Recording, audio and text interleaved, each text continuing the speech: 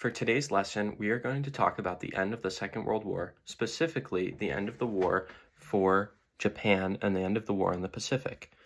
This is for U.S. history students in the social studies concentration, and it's a lesson on what events culminated to the end of the war and where it took place and what happened afterwards.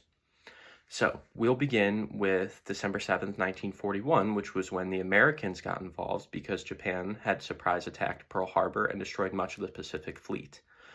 The Americans got involved from there, and the next important point that we want to note that ultimately led to the surrender of Japan, the end of the war, was in June of 1942, the Battle of Midway.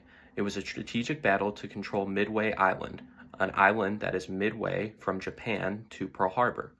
From there, Douglas MacArthur's island hopping campaign proved very efficient for the Americans as we got closer and closer to mainland Japan, which the goal was to invade by land. Now, what happened next that really spelled the end for Japan as we got closer to the mainland was the use of the atom bomb.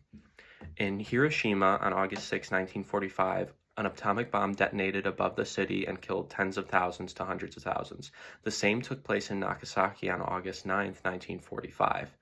Because of this, Japan was already extremely weakened through the war, through the island hopping campaign.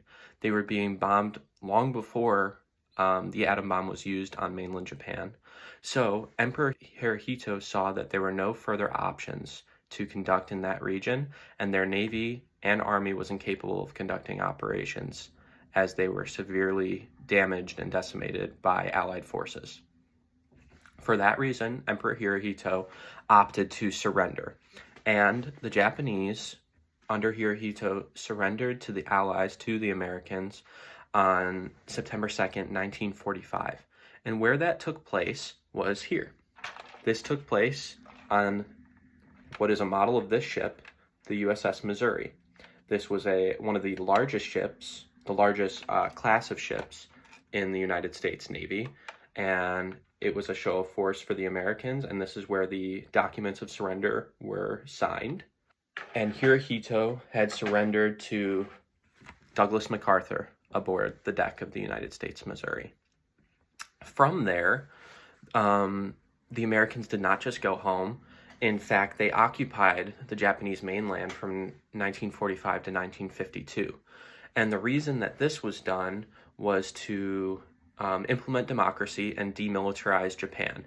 And as we know now, Japan later became an ally of America.